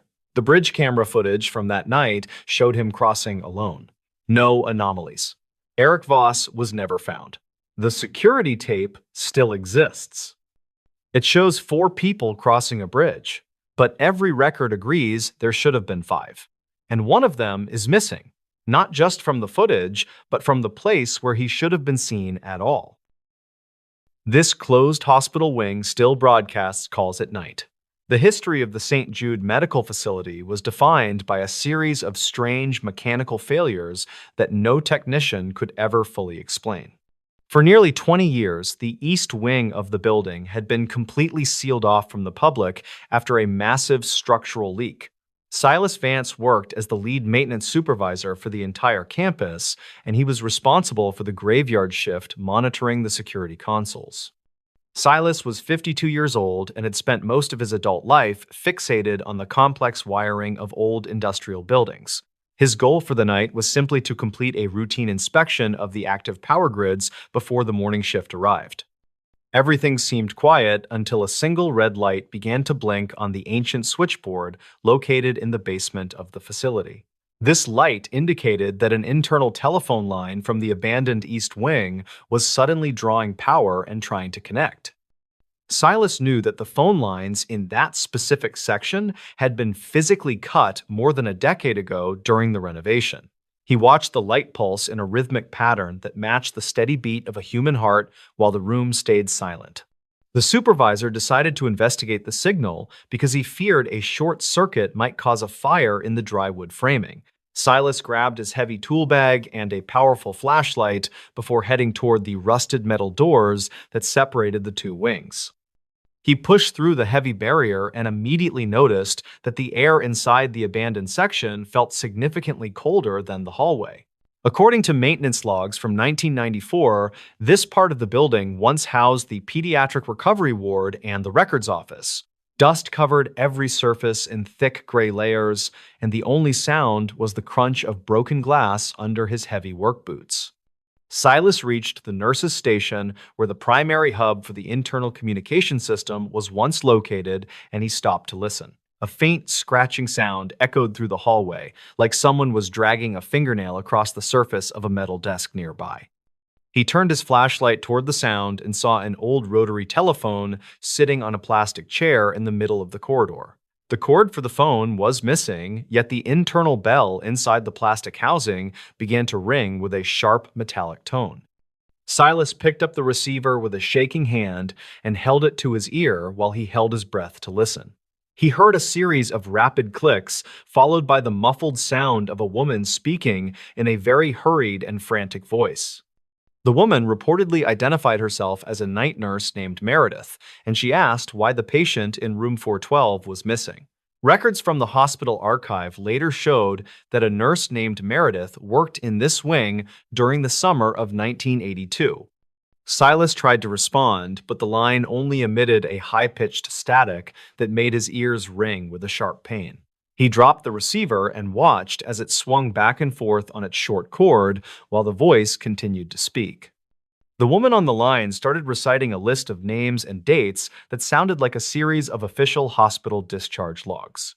Silas realized that the dates she mentioned were all from the same week in October of 1986, which was very strange. This was the exact week that a massive storm had caused the initial structural damage that led to the wing being closed. He pulled out his digital camera to document the phone, but the screen remained black, despite having a full battery earlier that night. The maintenance supervisor moved further down the hallway to find room 412 so he could see if anything was left inside. He found the door was jammed shut with a piece of heavy equipment, and it took him several minutes to pry it open. Inside the room, he found a single metal bed frame and a stack of yellowed papers scattered across the cracked linoleum floor. One of the papers was a handwritten note from a doctor stating that the patient in this room required constant cardiac monitoring. The note was dated October 14th, 1986, which was the night the East Wing was officially evacuated during the heavy flooding. Silas looked at the wall and saw a set of copper wires hanging from a hole where a monitoring device had once been. He noticed that the copper wires were glowing with a soft blue light that seemed to pulse in time with the static. The sound of the woman's voice suddenly blasted through the building intercom system, and her tone had changed from frantic to very calm. She began to describe the exact outfit that Silas was wearing, including the color of his jacket and the brand of his boots. Silas felt a surge of adrenaline, and he began to back out of the room while keeping his flashlight pointed at the ceiling. He reached the main hallway and saw that all the lights in the abandoned wing were now glowing with a dim orange hue. The intercom system continued to broadcast the voice of the nurse as she described a man standing alone in the dark hallway. Silas realized that the woman was not just a recording, but she was describing his movements in real time as he walked. He ran toward the exit doors, but found that the heavy electronic locks had been engaged from the main security console downstairs. This was impossible because Silas was the only person with the security codes required to lock down the abandoned wing for the night. He pulled out his radio to call the front desk, but the only thing he heard was the sound of his own breathing. The voice on the intercom told him to look behind the desk at the nurse's station if he wanted to find the key. Silas walked back to the station and reached into a small hidden compartment where he found a set of very old brass keys. The keys were labeled with the name of the head administrator who had disappeared shortly after the wing was sealed in the 80s. Silas used the largest key to unlock the emergency exit, and he practically fell out into the cool night air of the courtyard. He looked back at the windows of the East Wing and saw a single light shining from the window of room 412. The local police department later conducted a full sweep of the building, but they found no evidence of any living person inside. They discovered that the telephone Silas had answered was a prop that had never been connected to any functional electrical system or line. Investigators found a series of dispatch logs from 1986 that contained the exact same phrases Silas heard on the intercom. The logs were part of a training exercise that had been recorded, but the playback equipment had been destroyed in the flood. Silas Vance resigned from his position the very next day, and he never returned to the St. Jude Medical Facility for work. The hospital board eventually decided to demolish the East Wing entirely to make room for a new parking structure and modern lab. During the demolition, the construction crew found a hidden room behind the walls of the recovery ward that contained several active microphones. These microphones were connected to a series of hidden speakers that were designed to broadcast audio into the closed wing for testing. However, the power source for these speakers had been disconnected for 30 years, and the wires were completely corroded by the damp. The mystery of how the calls were broadcasted remains a subject of debate among the former staff members who still remember that night. Silas still tells people that he can hear the faint sound of a ringing phone whenever he passes by the empty lot. He believes that some buildings have a way of holding on to the sounds of the past like a needle on a record. This event serves as a reminder that the technology we leave behind can sometimes find a way to speak back to us. The voicemail found after the hiker was already gone. According to archived dispatch records, a voicemail was logged at the ranger office after the missing hiker was already believed unreachable. In late October of 2012, a seasonal trail technician named Rowan Hale arrived at a remote high-desert forest reserve just after sunrise. Rowan was 34 years old and worked short-term contracts, maintaining trails, signage, and emergency access routes. His assignment that day was routine and clearly documented. He was scheduled to hike a closed maintenance loop, replace two damaged markers, photograph erosion zones, then return to his vehicle before nightfall. The reserve covered thousands of acres of broken terrain, with narrow canyons, dry washes, and long ridge lines that interfered with radio signals. Cell service was unreliable and often non-existent beyond the access road. Rowan had worked this reserve twice before and understood the risks. He parked at a locked service gate, signed the trail register with time and destination, and started hiking shortly after 10 that morning. Weather conditions were considered ideal for late October. The sky was clear, winds were light, and no storms were forecast. Temperatures were expected to drop quickly after sunset, but daytime conditions posed no immediate concern. Rowan carried standard gear, including water, a first aid kit, a handheld radio, spare batteries, and a compact camera issued by the reserve. At 1:40 in the afternoon, Rowan missed his first scheduled radio check. That alone did not raise alarms, since terrain often blocked transmission windows. When the second check was missed at 3:40, a supervisor noted the delay in the daily log. By 5:30, with daylight fading, Rowan had still not returned and his truck remained parked at the gate. The situation was upgraded to overdue status, but protocol required waiting until morning unless there was evidence of distress. No emergency transmission had been received, and weather conditions overnight were stable. Search operations were scheduled to begin at first light the following day. Search teams deployed just after sunrise, with 3 rangers and 1 volunteer tracker familiar with the terrain. They followed Rowan's planned loop using the trail register, his work order, and known maintenance points. Boot prints and tool marks confirmed Rowan had replaced the first damaged marker successfully. Photographs on his work camera showed normal progress through early afternoon. The final image on the camera was timestamped at 3:16. It showed a narrow ravine bordered by stone walls and scrub brush.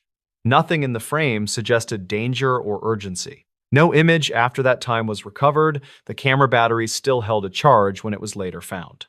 Shortly before noon, searchers located Rowan's backpack near a dry wash, roughly 1 mile off the established trail. It was upright, leaned carefully against a rock, not discarded or damaged. Inside were his water bottle, first aid kit, camera, radio, and spare batteries. Nothing appeared broken or disturbed. The radio was powered on, set to the reserve frequency, but emitted no sound. There were no obvious signs of a fall, no blood, and no clear tracks leading away from the site. Wind and loose soil made tracking difficult, but the placement of the pack appeared intentional. Search leaders marked the location and expanded the search radius outward through the canyon system. That evening, after search teams had returned to base, the reserve office phone rang once and stopped. The office was closed, so the system recorded the call automatically. The caller ID showed a blocked number. No one noticed the voicemail at the time, as staff were focused on planning the next day's search. The following morning, a dispatcher reviewing overnight activity discovered the message. It was 43 seconds long. The recording began with heavy breathing, followed by Rowan's voice. He identified himself by name and job title, consistent with emergency training. His speech was strained but coherent. He said he was injured, off-trail, and unable to reach his radio. Midway through the message, Rowan paused and lowered his voice. He said he could hear someone nearby, though he did not specify who. The background audio contained wind and faint movement sounds. Near the end of the recording, a sharp impact noise was heard, followed by silence until the call ended. Dispatch logs showed the voicemail timestamp as October 29, 2012 at 7:12 in the evening. That time was nearly 10 hours after Rowan's last confirmed activity on his camera. It was also well after sunset, when temperatures in the canyon dropped rapidly. Search teams had already cleared the area surrounding the dry wash earlier that afternoon. Rangers replayed the voicemail repeatedly, attempting to identify background noises. Audio technicians later noted a low, irregular tapping sound beneath the wind. It did not match footsteps or known wildlife movement patterns. No additional voices were detected. The sharp noise at the end of the message could not be conclusively identified. The discovery of the voicemail shifted the search strategy. Teams focused on areas where a landline phone might exist, though none were marked on current maps. Over the next 3 days, aerial searches, canine units, and ground teams combed the reserve. No additional items belonging to Rowan were located. No tracks indicated movement toward roads or exits. Weather records confirmed conditions remained stable throughout the search window. There were no flash floods, landslides, or temperature extremes that could explain a sudden disappearance. After 72 hours with no progress, the search was scaled back. Rowan Hale was officially listed as missing and presumed deceased. Several months later, during a routine audit of communication systems, investigators reviewed the voicemail metadata more closely. The call did not originate from a cellular network. Instead, it was traced to a landline tied to an emergency call box registered within the reserve. That call box was located along a decommissioned service road several miles from where Rowan's backpack was found. Records showed the call box had been taken out of service over 10 years earlier. It was no longer listed on public maps and was believed to be unpowered. Technicians were dispatched to inspect the site. They found the box intact, locked, and unexpectedly active. The internal line was live and connected directly to the reserve office exchange. There were no signs of forced entry. The handset showed no usable fingerprints, despite controlled handling procedures. Soil analysis around the box showed no clear footprints or tire tracks dating to the night of the call. The service road leading to it was rough and rarely used, making recent access difficult to conceal. The distance between the backpack site and the call box was calculated at just over 7 miles across steep, uneven terrain. Based on elevation changes and known routes, the hike would have taken several hours under ideal conditions. Rowan's voicemail suggested injury and limited mobility. No evidence supported the idea that he could have reached the call box before nightfall. Investigators considered whether someone else could have placed the call. However, no witnesses reported vehicles or hikers in the area that evening. Archived gate logs showed no entries or exits after Rowan's arrival. The reserve was closed to the public that day due to seasonal restrictions. Another anomaly emerged from radio records. At 6:58 that evening, a brief transmission was logged on the reserve frequency. It lasted 2 seconds and contained only static mixed with a faint human exhale. No radio identification signal was attached. All search personnel were accounted for and reported no transmissions at that time. The phone system provider confirmed the voicemail was recorded in real time. There was no delay, buffering, or forwarding issue documented.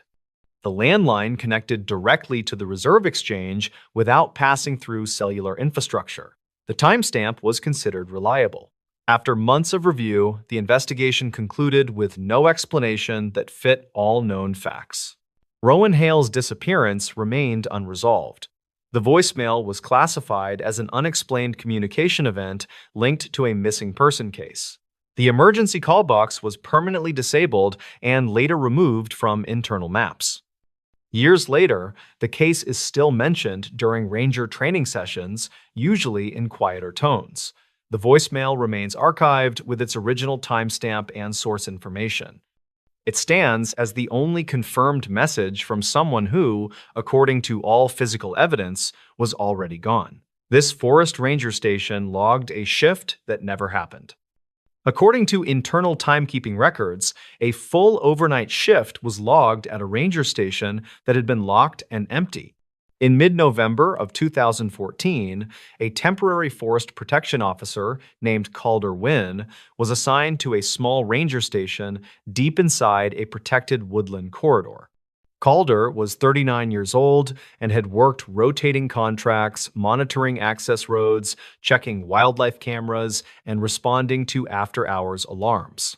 The station was remote, operating with minimal staff and closed to the public during winter months. That week, Calder's role was straightforward. He was scheduled to cover daytime patrols only, documenting fence damage, and updating camera batteries before seasonal closure. Overnight staffing had been suspended weeks earlier due to budget limits. The station was locked every evening at 6, with alarms armed and logs finalized by the last departing ranger. On Tuesday, November 18th, Calder arrived just before 8 in the morning. He unlocked the station, disarmed the alarm, and began his routine checks. Inside, everything appeared normal at first. The lights were off, the heater was cold, and the logbook sat open on the front desk where it had been left the previous afternoon.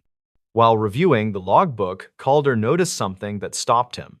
The overnight shift section for the previous night was filled out. A name was signed, arrival and departure times were entered, and routine notes had been written neatly in blue ink. The shift spanned from 6:30 in the evening until 6:15 the next morning. There was only one problem. No overnight shift had been scheduled, and no ranger was assigned to work it. The signature did not belong to any current staff member. It was unfamiliar, but written confidently, without hesitation marks. The notes described uneventful conditions, including temperature checks, generator status, and perimeter walks completed at regular intervals. Each entry matched the format used by trained staff. Calder checked the security panel. The alarm history showed the system had been disarmed at 6:28 the previous evening and rearmed at 6:17 that morning. Those times aligned almost exactly with the logged shift. There were no error codes or forced entry alerts. Assuming a clerical mistake, Calder contacted the regional office by radio. Supervisors confirmed no one had been scheduled overnight, and no authorization had been issued for station access. Maintenance staff also confirmed no work orders required entry during that time. Calder conducted a walkthrough of the station. The kitchen showed signs of use. A coffee mug sat in the sink, still faintly warm. The trash bin contained a used paper towel. The restroom showed fresh water droplets in the sink basin. None of this had been present when the station was locked the prior afternoon. The station's exterior told a similar story. Boot prints circled the building in the frost, forming a consistent patrol path. The prints were clear and evenly spaced, suggesting calm walking rather than hurried movement. Calder followed them until they faded near the tree line. Security camera footage was reviewed next. Cameras covered the front entrance, the equipment shed, and the access road. From 6:30 onward, footage showed normal nighttime conditions. No vehicles arrived, no figures appeared, doors were not visibly opened, yet interior sensors recorded movement throughout the building at regular intervals. The generator log showed it had been checked twice overnight, with readings entered digitally at times matching the handwritten notes. Power consumption records confirmed usage consistent with one person moving through the station, using lights intermittently, and running water briefly. By midday, supervisors arrived to inspect the station themselves. They confirmed the log entries were accurate in form and terminology. The language used matched internal phrasing taught during ranger training. Some abbreviations were outdated, no longer used in current manuals, but still technically correct. One detail stood out. In the remarks section at 4:42 in the morning, the writer noted hearing movement near the eastern tree line, but observing nothing upon inspection. That phrasing matched a report filed 8 years earlier by a ranger who later transferred. The wording was nearly identical. Investigators compared the signature to archived personnel files. It closely resembled the handwriting of a former ranger named Lowell Grain, who had worked the station a decade earlier. Lowell had resigned after an injury and later passed away from illness several years before the incident. The idea was dismissed as coincidence. Handwriting similarities could be misleading, and there was no evidence linking Lowell to the station after his departure. Still, the match unsettled those reviewing the records. Further, anomalies emerged during a deeper systems audit. The keycard used to access the station overnight had been registered to a master credential deactivated years earlier. It should not have functioned. Yet access logs showed it had been used correctly without triggering alerts. At 6:51 that morning, a radio transmission had been logged automatically by the base repeater. It lasted 3 seconds and contained only a single spoken word. The word was indistinct, but analysts believed it was a call sign once assigned to the station, retired after restructuring. No one present at the station that day claimed to have made the transmission. Weather data added another layer of confusion. Temperatures dropped below freezing overnight, yet no condensation or frost patterns inside the station indicated prolonged door openings. Whoever had been inside appeared to move efficiently, closing doors promptly and maintaining internal conditions. By the end of the week, the incident was documented as an unexplained access event. The logbook page was removed and archived. The station's locks were replaced, the alarm system upgraded, and overnight access protocols revised. Despite these changes, no further incidents occurred. No unauthorized access was recorded again. The station remained quiet through the winter season. Years later, during training sessions, instructors occasionally reference the case without naming it directly. They describe it as an example of why logs matter and why systems should never be assumed infallible. The overnight shift remains recorded in the archives, complete with times, notes, and a signature that matches no living staff member. It stands as a documented account of work performed by someone who, according to every schedule and roster, was never there. The photo taken in this motel room shouldn't exist. According to police inventory records, a photograph was logged from a motel room that had been sealed, powered down, and officially unoccupied. In early March of 2015, a regional insurance adjuster named Vaughn Mercer checked into a small roadside motel along a two-lane highway that cut through farmland and scrub forest. Vaughn was 41 years old and had worked in property claims for nearly 2 decades. His job required constant travel, long drives, and overnight stays in places chosen for convenience rather than comfort. The motel sat several miles outside the nearest town. It catered mostly to truck drivers and seasonal workers, but business had declined sharply. One entire wing was closed for renovations that never fully began. The remaining rooms stayed open, though rarely more than 2 were occupied on a given night. Vaughn arrived just after 8 in the evening. The front desk clerk, a woman in her late 50s, explained that most guests preferred rooms closer to the office, but those were unavailable due to plumbing work. She assigned Vaughn a room at the far end of the ground floor. She hesitated briefly before handing him the key, then added that the room had been cleared earlier that afternoon. Vaughn signed the register, paid in advance, and parked directly outside his door. Security cameras later confirmed his arrival time at 8:12. He carried a single overnight bag, a laptop case, and a folder containing claim documents. No one else arrived or departed in the following hour. The room itself was basic and outdated. The carpet was threadbare, the curtains thin, and the air smelled faintly of cleaning chemicals. Vaughn set his bag on the chair, turned on the television at low volume, and plugged in his phone to charge. He reviewed emails and entered notes from inspections he had completed earlier that day. At 9:14, Vaughn sent a text message to a coworker confirming his location and expected departure time the next morning. The message was delivered successfully. After that, his phone showed no outgoing calls, texts, or data usage. Sometime during the night, Vaughn disappeared. When he failed to arrive at his next appointment by 10 the following morning, his employer attempted to reach him. Calls went unanswered. By noon, the motel manager was contacted and asked to check the room. The manager unlocked the door with a master key, while a local deputy observed.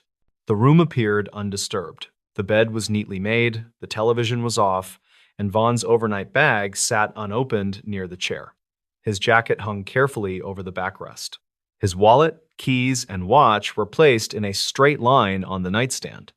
Vaughn's phone was found face down near the center of the room. It was powered off. There were no signs of a struggle, no broken objects, and no evidence of forced entry.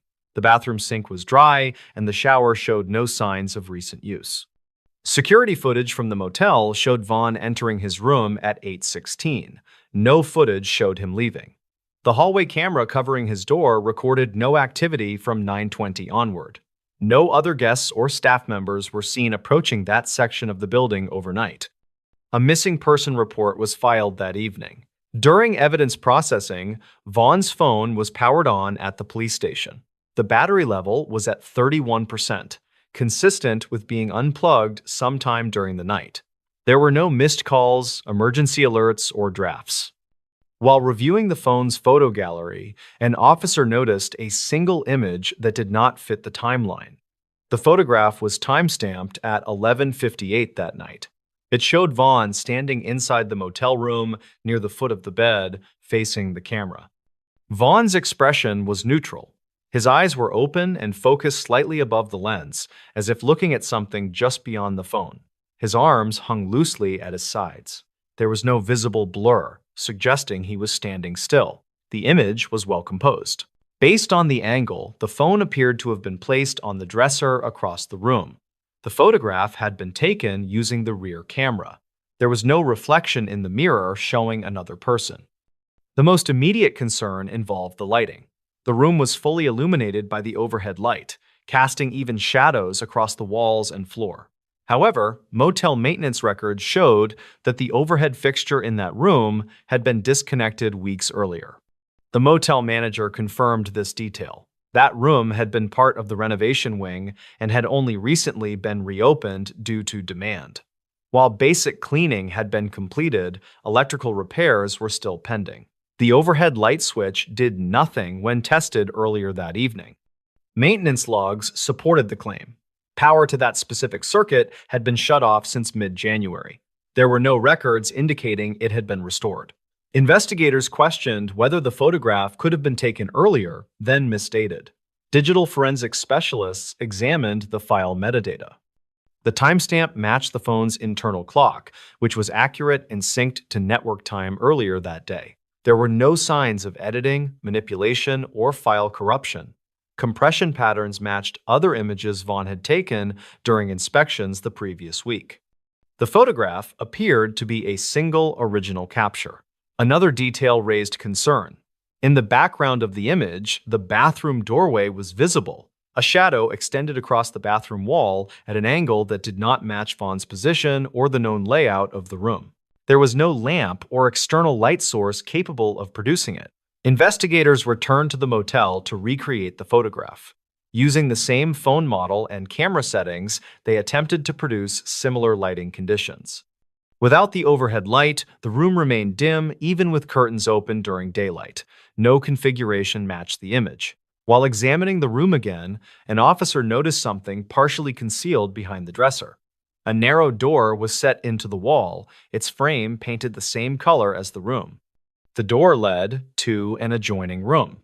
The adjoining room had been sealed for years due to structural damage. Its windows were boarded from the outside, and the floor sloped noticeably toward the center. There was no electricity, no furniture, and no active utilities.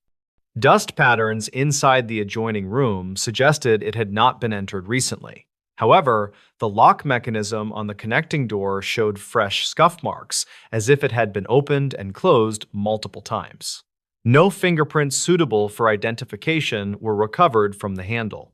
Further investigation into motel records revealed that the adjoining room had been removed from service following an incident over a decade earlier. An overnight guest had been found unresponsive and pronounced dead at the scene. The death was ruled a medical event, and no criminal activity was suspected. After that incident, the room experienced repeated electrical issues and water damage. Eventually, it was boarded up and excluded from public bookings. The connecting door had been sealed from the other side, but left intact within Vaughn's room. This information had not been disclosed to Vaughn. Investigators also reviewed Vaughn's phone usage logs more closely. At 11:56, 2 minutes before the photograph was taken, the phone recorded a brief sensor activation consistent with movement. There was no corresponding screen unlock or app usage. At 12:01, the phone powered down without user input. Battery data suggested it had not reached a critical level. Weeks later, while the phone was stored in an evidence locker, it powered on briefly without explanation. Surveillance cameras captured the screen lighting up, though no notification appeared. The device shut off again after several seconds. Phone carrier records later showed a 4-second outgoing call attempt from Vaughn's phone during that event. The call did not connect. The destination number was not recorded. The call was traced to a motel landline associated with Vaughn's room. That landline had been physically disconnected since renovations began. The investigation stalled with no physical evidence explaining Vaughn's disappearance. No sightings were reported, no financial activity occurred after the night he checked in. His vehicle remained parked until it was towed days later. The motel owner chose to permanently close that wing of the building. The adjoining door was sealed behind drywall. Power to the entire section was shut off. Within months, the property was sold. Vaughn Mercer was never found.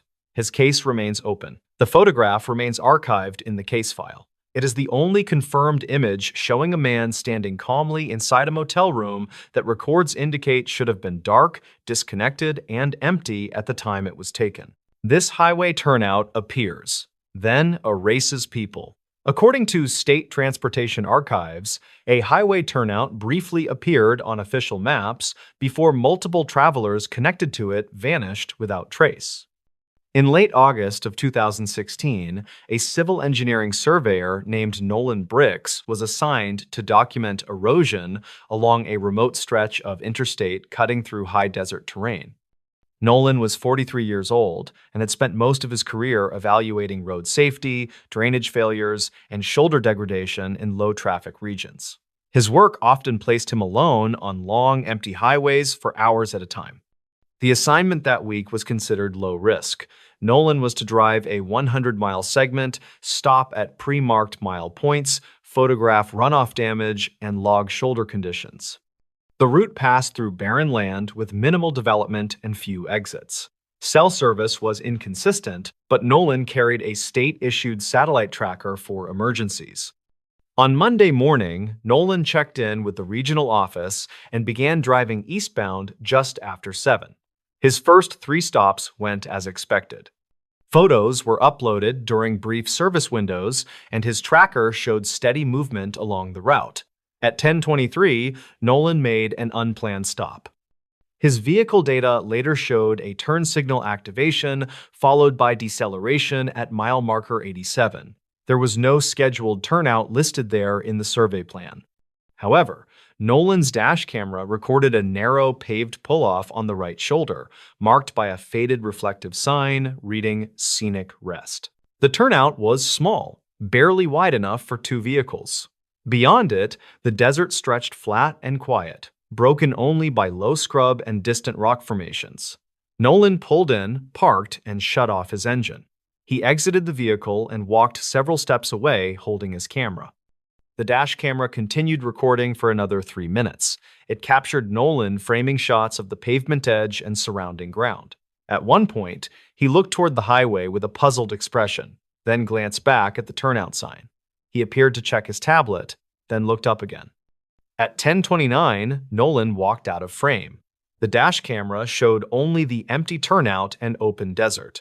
The recording ended normally when the vehicle battery entered sleep mode. When Nolan failed to check in at noon, the regional office attempted contact. Calls went unanswered. His tracker showed no movement after 10:30. By mid-afternoon, supervisors initiated a welfare check through Highway Patrol. Troopers reached mile marker 87 just before 5. They found Nolan's state vehicle parked on the shoulder, but the turnout was gone. In its place was a continuous stretch of asphalt with no paved pull-off. There was no sign, no widened shoulder, and no tire marks leading away from the road. The vehicle sat partially on gravel, hazard lights off, doors unlocked. Nolan was not inside. His camera, tablet, and safety vest were on the passenger seat. His keys were in the ignition. There were no signs of a struggle or collision. Troopers searched the immediate area, assuming Nolan may have wandered off due to heat or disorientation. The terrain was flat and offered no cover. Visibility extended for miles. No footprints were found beyond the shoulder. The dash camera footage was reviewed that evening.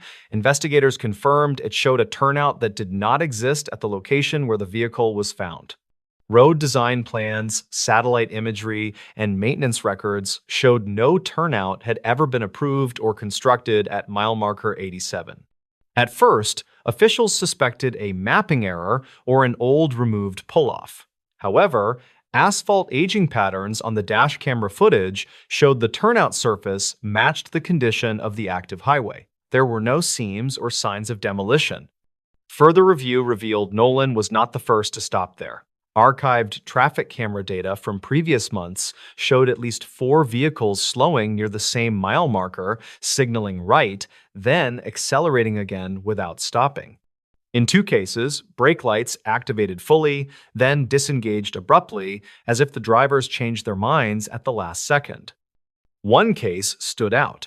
6 months earlier, a long-haul truck driver named Everett Malkin had reported pulling into a rest turnout that did not appear on his GPS. He claimed the turnout felt wrong and that his truck stalled briefly before restarting on its own. He did not stop long and reported no incident, but the location matched mile marker 87. Investigators contacted Everett, who confirmed his report. He described the turnout as quiet and oddly clean, with no trash or tire marks.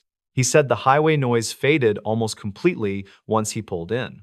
When asked why he left, Everett said he felt like staying longer would be a mistake. After Nolan disappeared, the transportation department quietly reviewed accident and missing person reports along the same highway. 2 additional cases surfaced. In 2009, a college student driving overnight was reported missing after last pinging near mile marker 87. His car was found intact 40 miles away at a gas station, keys still inside. He was never found. In 2012, a retired couple traveling cross-country failed to arrive at their destination. Their vehicle was discovered abandoned at a rest stop 2 exits west. Credit card records showed no activity after passing mile marker 87. At the time, none of the cases were linked. Nolan's disappearance forced a closer look. Investigators returned repeatedly to mile marker 87, attempting to document any irregularities. For weeks, nothing appeared. The shoulder remained narrow and uninterrupted. Then, 3 weeks later, during a dawn patrol, a highway maintenance worker named Lyle Corrin reported seeing a pull-off appear briefly in the early light. He described it as a mirage at first, but said it solidified as he approached. Lyle slowed, but did not stop. As he passed the marker, he said the turnout vanished behind him, replaced by normal shoulder. His dashboard camera captured a single blurred frame showing a reflective sign not present in the next frame. That footage was timestamped 6:14 in the morning. State officials closed the investigation publicly, citing lack of evidence. Internally, the site was flagged. Crews were instructed not to stop near mile marker 87 for any reason unless absolutely necessary. Despite this, another incident occurred in 2018.